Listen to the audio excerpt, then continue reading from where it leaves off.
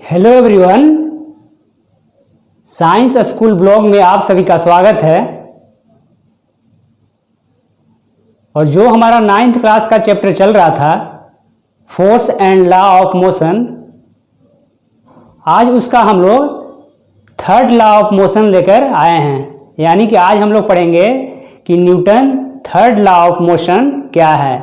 ठीक है, तो इसको स्टार्ट करने से पहले जो हम लोग पिछले वीडियो में पढ़े थे उसका थोड़ा सा रिवीजन कर लेते हैं। तो देखिए, जो हम लोग पिछले वीडियो में पढ़े थे कि अगर हमें बॉल को कैचिंग करना है, तो उसके लिए सबसे बेहतरीन तरीका क्या है जिससे कि हमारा कैच छूटे नहीं। ठीक है, तो हम लोग ने देखा था कि जो हम लोग फोर्स का इक्वेशन लेकर आए थे वो क्या था, तो m into V minus U by T था। क्या था? फोर्स इक्वल टू यानी कि बल equal to mass into final velocity minus initial velocity by time था। डिवाइड में क्या था? टाइम था। यानी कि जो हम फोर्स अप्लाई कर रहे थे वो जितना टाइम ज़्यादा के लिए कर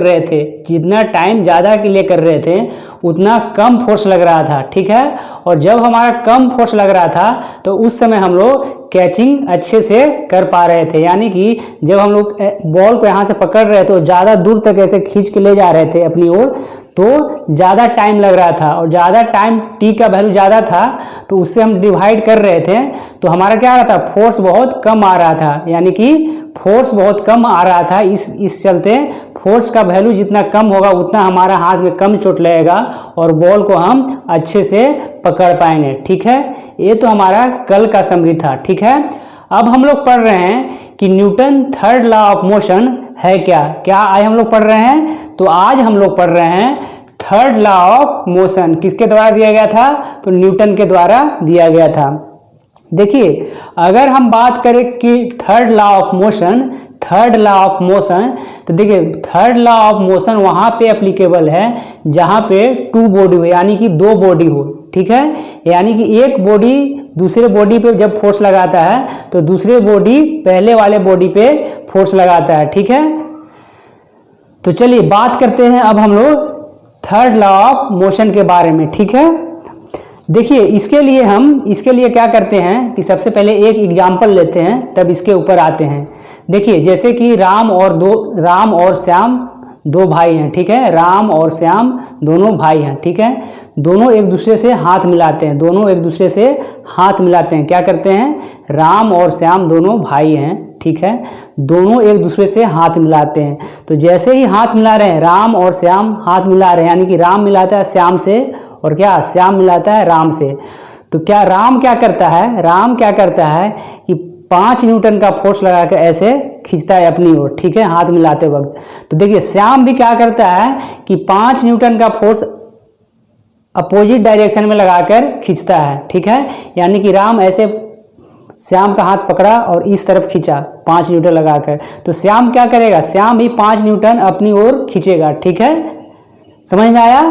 तो देखिए दो फोर्स लग रहा है, दोनों ही अपोजिट डायरेक्शन में लगा। ठीक है, तो यही हमारा थर्ड लॉ ऑफ मोशन है। ठीक है, चलिए एक बेहतरीन एग्जांपल के साथ हम लोग करते हैं ऑब्जर्वेशन। देखिए, अगर हम बात करें थर्ड लॉ ऑफ मोशन के बारे में, तो एक हमने एग्जांपल लिया है, एक हमने ऑब्जर्वेशन लिया। ऑब्जर्वेशन क्या है देखिएगा, बहुत बेहतरीन ऑब्जर्वेशन है। देखिए, जो स्प्रिंग ए है, स्प्रिंग बैलेंस क्या है? देखिए स्प्रिंग बैलेंस वो होता है जैसे कि कोई भी सामान को हम लोग तौलते ना, स्प्रिंग से ऐसे लटका देते। कोई बॉडी होता है उसको लटका के ऐसे तौलते हैं तो स्प्रिंग बता देता है कितना केजी का है। ठीक है, तो वहीं पे स्प्रिंग ए है और ये है क्या? स्प्रिंग बी है। ठीक है, और यहाँ पे स्केल लगा हुआ है, ये आपको दिख रहा है स्केलिंग 1 2 3 4, तो ये क्या है? स्केल लगा हुआ है, यानी कि माप रहा है कितना फोर्स है। और यहाँ पे भी सेम है, यानी कि स्प्रिंग बी है, यहाँ पे भी स्केल लगा हुआ है। ठीक है, अब देखिए स्प्रिंग ए है, यहाँ पे स्प्रिंग बी है। देखिए अब क्या हो रहा है कि देखिए यहाँ पे हम लोग अपने अंगुली को इसमें लगाते हैं, स्प्रिंग में जो हुक होता है उसको लगा कर इसको ऐसे लगा रहे हैं और अपनी ओर खींच रहे हैं, अपनी ओर ऐसे लगा के और खींच रहे हैं। ठीक है, तो इस तरफ खींचा, किसके, स्प्रिंग ए को, ठीक है। तो इस तरफ खींचा 5 न्यूटन से, स्प्रिंग ए को खींचा गया 5 न्यूटन से इस तरफ का फोर्स लगा के, यानी कि फोर्स का डायरेक्शन इस तरफ है, ठीक है। और देखिए जो स्प्रिंग बी है वो किससे अटैच है, तो स्प्रिंग ए से अटैच है। जो हमारा स्प्रिंग बी है वो किससे अटैच है, तो स्प्रिंग ए से अटैच है, या अटैच का मतलब कि जुड़ा हुआ है। तो जब हमने इसको हाथ से ऐसे पकड़कर 5 न्यूटन का फोर्स लगाया, 5 न्यूटन का फोर्स इस डायरेक्शन में लगाया, यानी कि इस डायरेक्शन में फोर्स लगाया, ठीक है। तो देखिए स्प्रिंग बी क्या करेगा, स्प्रिंग बी क्या करेगा कि देखिए सेम अमाउंट का फोर्स का अमाउंट सेम रहेगा, फोर्स का अमाउंट सेम रहेगा, यानी कि 5 न्यूटन ही रहेगा, लेकिन 5 न्यूटन स्प्रिंग बी क्या करेगा कि अपनी ओर खींचेगा, ठीक है। स्प्रिंग 5 न्यूटन का फोर्स लगाकर अपनी ओर खींचेगा, ठीक है। तो देखिए जो स्केल का रीडिंग स्प्रिंग ए में दिखाएगा, जो स्केल का रीडिंग स्प्रिंग ए में दिखाएगा वही स्केल का रीडिंग स्प्रिंग बी में दिखाएगा, यानी कि यहाँ पे क्या दिखाएगा कि 5 न्यूटन का फोर्स लगा हुआ है और इसमें भी क्या दिखाएगा 5 न्यूटन का फोर्स लगा हुआ है, ठीक है। दोनों में डिफरेंस क्या है, तो दोनों में डिफरेंस सिर्फ डायरेक्शन का है। इसका डायरेक्शन किस तरफ है, इस तरफ है, और इसका डायरेक्शन इस तरफ है, ठीक है। अगर हम बात करें ऐसे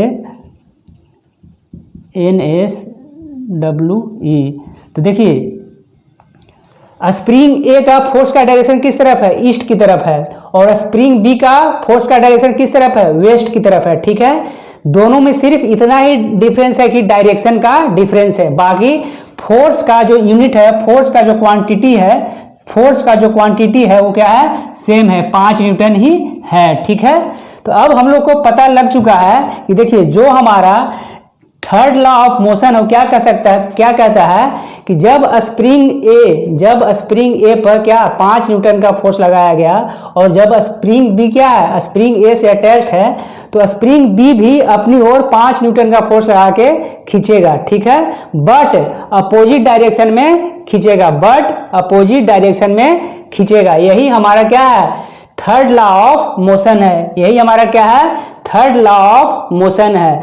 और इसी को क्या बोलते हैं, action and reaction force are equal and opposite, और इसी को क्या बोलते हैं हम लोग, एक्शन एंड रिएक्शन बोलते हैं। एक्शन एंड रिएक्शन क्यों बोल रहे हैं कि देखिए इस पे एक्शन लिया गया तो ये क्या लगाया, इसी से अगर अटैच्ड है तो क्या लगाया, रिएक्शन लगाया, ठीक है, बट अपोजिट डायरेक्शन में लगाया, ठीक है।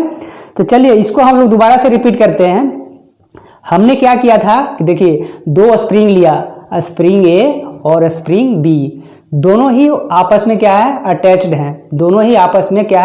हैं, ठीक है।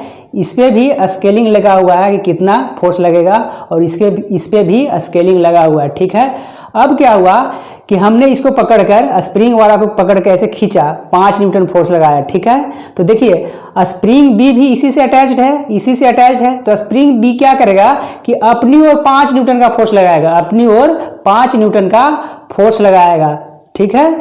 तो देखिए थर्ड लॉ ऑफ मोशन में क्या होता है, यानी कि थर्ड लॉ ऑफ मोशन में 2 बॉडी होता है, और एक बॉडी दूसरे बॉडी पर क्या लगाता है, फोर्स लगाता है इक्वल अमाउंट में, ठीक है, बट अपोजिट इन डायरेक्शन, यही हमारा थर्ड लॉ ऑफ मोशन है, ठीक है। चलिए अब हम लोग नेक्स्ट बात करते हैं, तो थोड़ा सा हम लोग थ्योरेटिकल पढ़ लेंगे, तो चलिए अब हम लोग थोड़ा सा थ्योरेटिकल बात कर लेते हैं कि थर्ड लॉ ऑफ मोशन है क्या, ठीक है। तो देखिए जो हमारा थर्ड लॉ ऑफ मोशन है, third law of motion such that to every action there is an equal and opposite reaction. Action and reaction always act on 2 different object simultaneously, ठीक है।